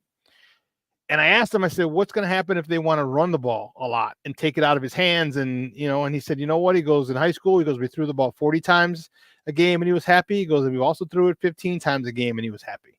The kid just wants to win. And I'm like, okay. So as long as he's cool with that, like, here's how we're going to win. And it does. And he did say that one time, he's like, I'm not here to wow you with stats. He said, I'm here to win. And as long as he continues to have that mentality, I don't give a shit if you're going to be a game manager for year 1 and 2. Absolutely. Because the talent, and everybody knows I'm a Justin guy. And it's not that I didn't think Caleb was talented. Caleb is overly talented. I want him to know his role. And if you're not ready yet, don't force it. Because when you're ready, you'll know. Absolutely. And that's where Shane needs to say, hey, listen, I'm going to do this, this, and this. And once he's ready, he'll know. The offense will know, and then once he's ready, Lord have mercy. This guy, he's talented. He's talented. He is. He seems to have a good head on his shoulders too. So very good head. Last question before we let you go. What do you think they're going to do? I guess it's a dual question. What do you think they're going to do about the tip passes this year and moving forward? That's a problem. Hopefully he can change his arm motion a little bit, change it up a little bit. Caleb is very talented and he's also very good at correcting his mistakes. So hopefully he can get that corrected. I don't know who he's working with mechanics wise, other than, Kerry Joseph, but hopefully they can take a look at that because he's shorter too. He's on the shorter side. So I think to some extent that's going to happen once in a while, but it happened way too much. So hopefully he can, like you said, it's short passing game will help that a little bit too, but quick out, like get the ball out a little bit quicker. But too, they were trying to force him in the pocket and keep him there, and they were waiting there with arms wide open when he stayed there. So I'm not really sure because I don't know too much about quarterback mechanics, but man, he's got to work on that. And I do have confidence in Caleb though. He's very hard worker and he's got a really good head on his shoulders, and he knows when he makes mistakes, problem is a problem. So hopefully he can get that corrected. From what I saw about, he needs to, and this is what Justin did, and this is what a lot of quarterbacks do, is because you're in a shotgun and you have a 3-step drop, you're just like 1, 2, 3. You still got to get your good 3-step drop back. All right. You got to get back with a sense of urgency. And he wasn't doing that. And that was evident. I yelled, I complained and bitched and moaned about Justin last year for doing that. And he's doing the same thing. When your 3-step drop, that first step, once you catch it, can't just be a plant step, a twist and plant. And basically you're in the same spot. That first step has to propel you back out of your original stance. It buys you time, and especially because of the fact that you're 6'1" and 2/8 or a quarter and or 3/8. You're a lot shorter than most legit, the prototypical quarterback. So you need that separation, and that falls on coaching. All right, you see my shirt; it says "Coaching Matter." We all know this. All right. Yep. That falls on Kerry Joseph to get his ass back in practice, because it looked like he missed one to Keenan, where Keenan had a chance. He had a good shot of scoring, and he missed one on a third down where Roman Dunze is coming across, and he missed it because there was a little too much congestion here. If he was literally one bigger step back, he hits that, and then Rome's able to run and do whatever he is able to do. So I hope that is addressed in practice this week, because if it is, then that's one less thing. And one of my coaching colleagues says, I've said it a million times, if you take care of all the little things, there are no big things. And that proper drop back is a little thing. Yes, footwork is a little thing, but God, is it so huge. So, man, wow. I'm excited. I'm excited to see them adjust, because we saw the adjustments from first half to second half. What are the adjustments going to be from week 1 to week 2? And that's where you make the biggest adjustment, because now you see what you have, what you don't have, what works, what don't work, who's good, who's not good. So, man, I'm looking forward to this staff that actually makes adjustments. Blow my freaking mind. Holy, like an actual NFL coaching staff. What the hell is that all about? It's kind of it's fun, isn't it? It is. It is so fun. Beth, great stuff. I appreciate it. Do me a big favor, though, before you go. Let everyone know where they can find you and your work online. Absolutely. So you can find me on Bear Report, or you can find me on heavy.com or Heavy on Bears. It's our page. We have a Facebook page, and my work's also on Heavy. So awesome stuff. Thank you so much. We'll be in touch soon, and bear the freak down. Bear down, guys. Have a good one, Shawn. From Beth. I love it. Have a great one. Guys, that's Beth, Mr. Elmore, who covers the Bears for the Bear Report and for Heavy.com. Great stuff. I'm telling you, this is why I got into this. All right. Football is my life. Football is my life. All right. I've been playing football. I played football for 30 seasons. All right. From 10, St. Rita Grammar School. I retired when I was 40 with the Chicago Thunder. Okay. I love talking football. I will not lead you astray. And I see things that many people don't. Little things. And this is why we're probably going to create another show where it's just all Bears. Where it's just going to be all Bears. All right. We're working on it right now. And yeah, we got some other stuff. But I digress. King Booker World says, I actually feel better with the O-line this week with the tackles for the played well for the Bears. They did, but they didn't have the studs. They didn't face the studs that the tackles are going to face this week. The tackles didn't face the people that they're going to face this week. That's the thing that worries me. That's the thing that I don't say worries. That's the things that I have concerns over. All right. Patty says your shows are always so great. Thank you, Patty. I appreciate it. You're going to make me blush. Stop it. No, keep going.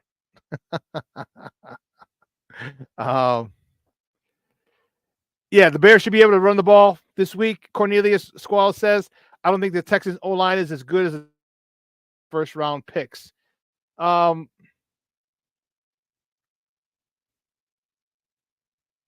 Okay.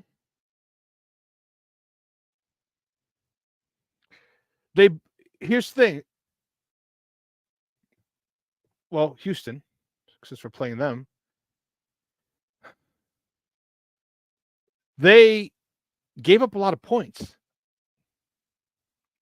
We have the chance to get to score a lot of points. Now, the thing for me is don't say, oh, they gave a lot of points in the past. We're going to go pass. No. Run. Okay? I want them to attack the body. Run. And when they want to sneak somebody down, boom, now you go after the head. King Booker World, you're right. He said, right. He's talking about Darnell Wright, the right tackle for the Bears. Scott Anderson, he handled him before. When they were in college, he handled him big time. Cornelius Squalls agrees. Darnell Wright never had a problem with Will Anderson in college? No, he did not. He's not in college anymore, though. All right, I'm sure he's picked up a few tricks, just like I hope Darnell Wright has picked up a few tricks. All right. So I hope they wash each other out. I hope he cancels out Will Anderson. Now we got to work on Daniil Hunter. Yeah. Oh, I remember that because we were talking about it. When we drafted Darnell Wright, I was talking about, because remember they drafted Will Anderson number 2. I'm like, or the second first round pick. I'm like, or immediately after, it was back-to-back picks. And I'm like, yeah, but Darnell Wright had him. And then we looked at some other stuff, and yeah, he did. King Booker World says Texas only won by 2 points. There should be at least 30 rushes this game. I couldn't agree more. Like, here's what I think. You give me 12 to 15 carries for DeAndre Swift. Give me 10 to 15 carries for Khalil Herbert. Those are the only 2 you need. Sorry, Velas. Maybe give him 3 to 5 carries. But I need those 2 doing the work. I need those 2 getting 25 to 30 carries between those 2. You talk about 30 carries, King Booker World? Give me those 2 jokers. Give me 25 to 30 carries, and we'll be okay. We will be okay. Tevin had a rough time against Kevondre Sweat. I think Tevin has to have and will have a bounce back game. I think Tevin is really, really, really annoyed and really pissed off at how poorly he played. He understands this is a contract year. And just think, had he been able to deal with and neutralize Sweat, okay? Kevondre Sweat. 1, his confidence would be even higher than it is. But 2, his negotiating power would be he would have gained a lot of leverage. All right. We have to look at the financial aspects of it as well. Okay. The financial motivation. You just had a baby. All right. You're used to living a certain lifestyle. You need to go out there and say, hey, and it's not like I'm asking you to play above your head. You know what I mean? I think Tevin just needs to get confidence in himself. And if he does, I think it's a good week for him to get back on track. This is a good week. King Booker World says, Tevin is one guy when on the field, no worries. But Sweat is something different. I don't think no one can stop that kid. No, I think he's going to be a problem. But that's why I said if he was able to handle him a good majority of the time, not every time, because that kid is a freak of nature, but a good number of times, then all of a sudden his leverage goes up. And you know what? This is a measuring stick because he's a rookie. DeVondre Sweat's a rookie. Tevin, you're a 4th-year guy. Okay? There's some pride's got to come in there. All right? You should be licking your wounds right now and say, who's next? Because you're going to get it. And if I ever face this Devondre Sweat dude again, it's going to be another story. But since we don't play him the rest of the year, he's in a different conference. Whoever's next is getting it. And I hope that's his mindset. Because your middle 3, your 2 guards, your center, that's your run game. Said it plenty of times before. That is your run game. If you can control the interior of that line, you can run inside, you can run outside. It doesn't matter. It doesn't matter. But if you can't, like we did last week, like we weren't able to last week, you'll get the same results that we got last week. So I'm actually Beth didn't answer the question that I asked her. When I said moving forward, I think we will heavily invest in that offensive line. Now, if they go with Tevin, cool, I'm good. But Nate Davis, they need to draft a a good right guard, and a good center. Period.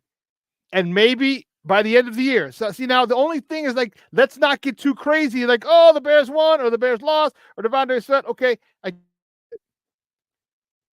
one game. Things change. There's 17 more weeks of this season. Things will change. Okay, things will change. Things will fall into place. And you can sit back and say, okay, here's what happened. Like, let's not get too crazy.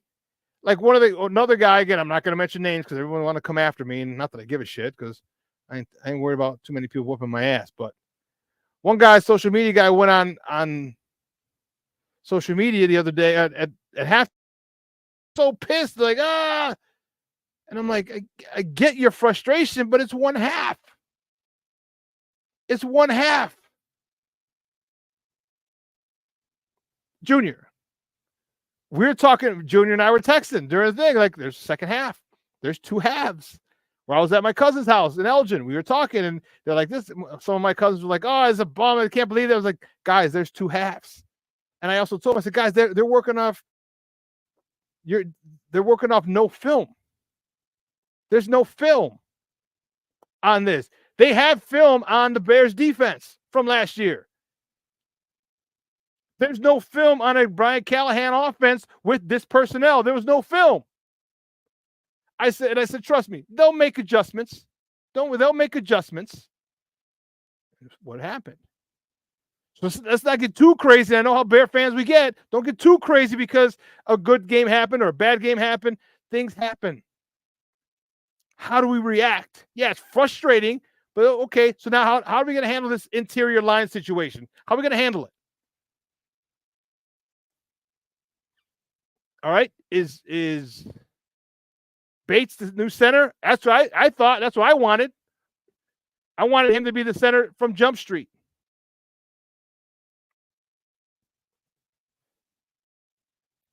And Shelton had a rough day.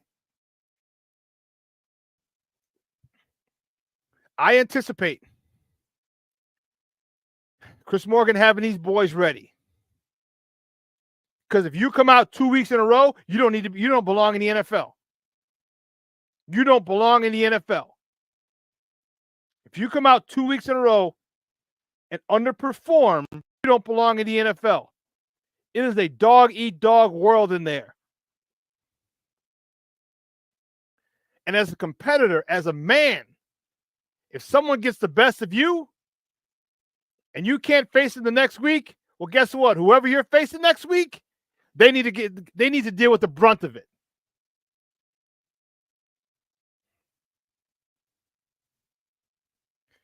King Booker World says, Caleb never seemed to get too down when things were bad, and at the end, he celebrated his guys for winning the game. I agree. I'm still pissy at him missing Keenan Allen on the left sideline when they were going right to left on the screen.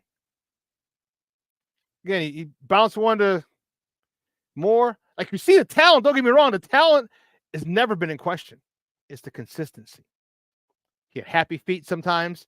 And if you know why he had happy feet? Because you didn't drop back far enough.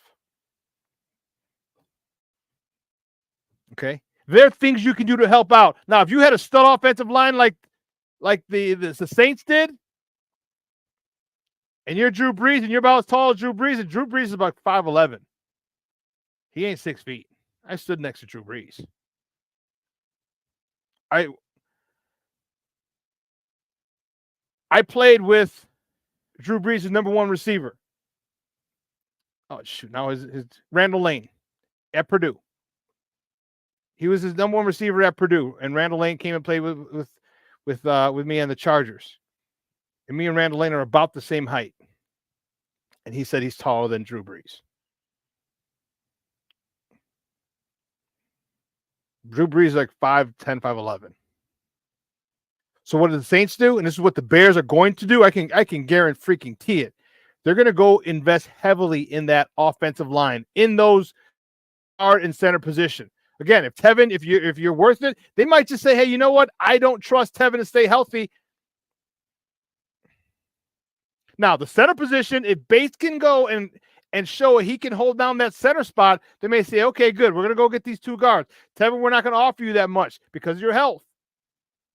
So this is why I'm saying Tevin got off on the wrong foot last week. Because if you're able to deal with Devondre Sweat, okay, and then Devondre Sweat goes on to have a great season, and you say, man, Tevin Jenkins kind of got the best of him. I know it was week 1 and everything, but man, he handled him a little bit. That gives you more leverage. That gives you a better chance of staying. Because I love, and I think many of you in this chat do as well, I love me some Tevin Jenkins. I want Tevin Jenkins on the right side with Darnell Wright. If Ryan Poles does that, if Ryan Poles says, you know what, Tevin, you go to the right side. You want to cut Nate Davis? Cool. Swallow that $10 million. Okay. Bates go to the left guard or draft the left guard. Draft the top left guard in the draft. But it also depends on how well Austin Booker performs, because you got this this draft is a very edge-heavy draft. So you can get a guy maybe the 2nd or 3rd round. You can address that offensive line, the interior of that offensive line, with your 1st-round pick. We don't need wide receivers. We don't need skill players. We don't need them. DeAndre Swift signed for a few years. Maybe re-sign Khalil Herbert, hopefully. Rashawn Johnson's here for another 2 more years. The wide receiver, DJ Moore, just got an extension. He's here for another, he's here for 6 more, 5 after this season. Keenan Allen, you can re-sign for another 2 years. Roma Dunze is here for another 4 years if you pick up his 5th-year option. Cole Kmet signed a new deal. He's here. We don't need any more skill players. Anything you add is depth. We need help on that line. I would not be surprised.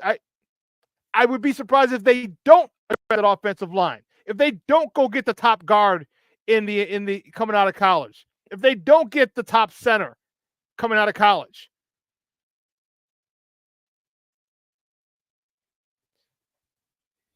Because, yes, the defense is awesome, but this offense got to score points. And if you can't score points, you expect the defense to do it every week.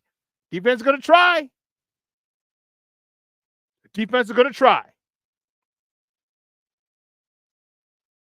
But let your franchise quarterback, let him throw in peace.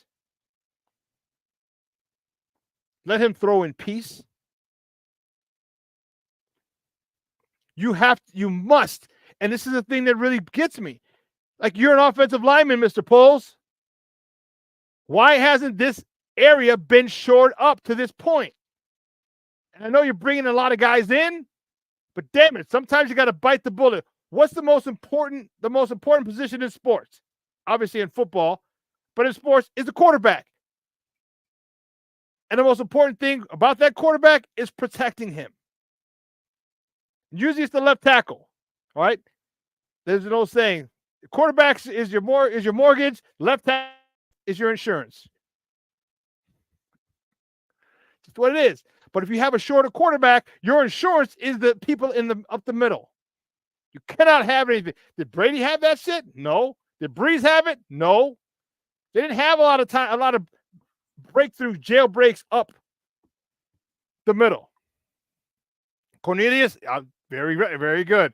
This is why I like talking to you people, because you know football. You pay attention. Great comment by Cornelius. Hey, the Packers' 2nd-round pick is shaping up real nice. It will practically be like another 1st-round pick. Yes, it will.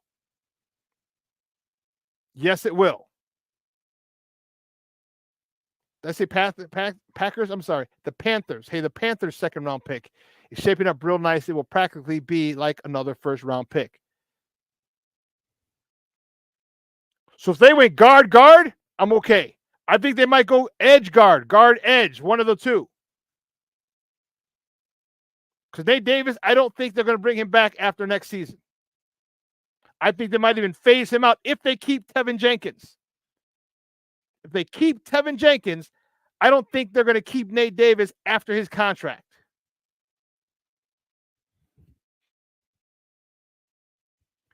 That would be the center pick right there. With the Panthers second rounder.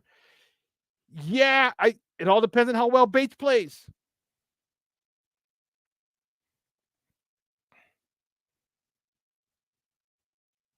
I mean, King Booker World, I can even say, man, and it could be guard center.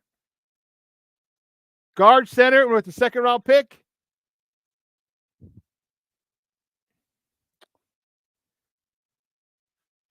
Do the Bears have? Do they have 2 second round picks? Or do they get rid of one of those?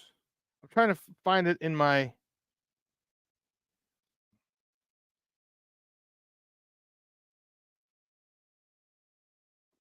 Shoot.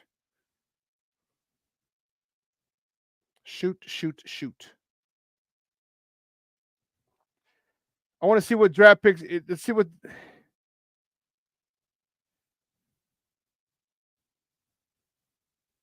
Here we go.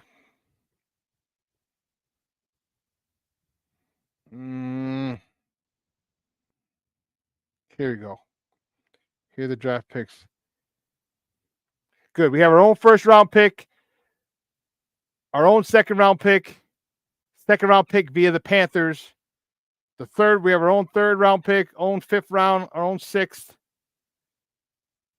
And let's not forget, if Justin Fields plays 51% of the snaps, that sixth round pick we got from the Steelers becomes a fourth round pick. So we'll have a first rounder, 2 seconds, a third, a fourth, a fifth, and 2 sixths. You could easily address. Wow. Things are looking good. Things will be looking good. King Booker World says, move Tevin back to right guard. I'm good on the Blue Tent experience. Man, you move Tevin to that right guard, him and Darnell Wright on that right side. Boy.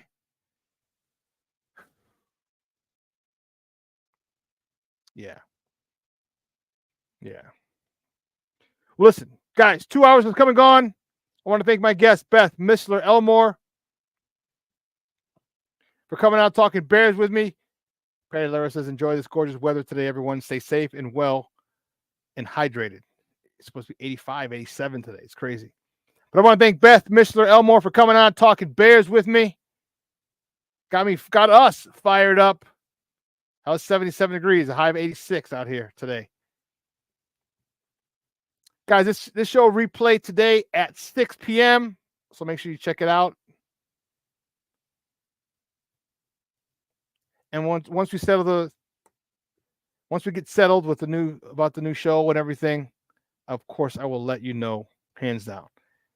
All right, it's gonna be all Bears. It's gonna be good. We're gonna break down some film. We're gonna do a lot. All right, we're gonna break down film. We'll talk about it. It's nothing like it. Want to make you go. This is in our efforts to help make you guys more knowledgeable football fans. So when you do have arguments and talk about it with others, you're coming from a place of knowledge. All right, I've got 45 seasons of football in me. 30 years playing, 15, 16 years of coaching. Okay. And we're trying to educate people and in the game of football. So guys, have a fun day. All right, have a great day today. It's going to be beautiful out there. All right, make sure you tell your loved ones you love them. Let them know. Shoot them a quick text and be like, hey, just thinking about you. Let's try and get together. Get together for a Bears game. There you go. There's your in. All right, guys, I love you. I appreciate the love and the support that you guys give me, and I love talking sports with you. So for everyone here at Sports Zone Chicago, executive producer Elliot Baez, Clarence Counselor, our social media guy, and my co-host in absentia Maya. I'm your boy, the SuperBack, Shawn Sierra. Guys, have a phenomenal day, but your boy is out.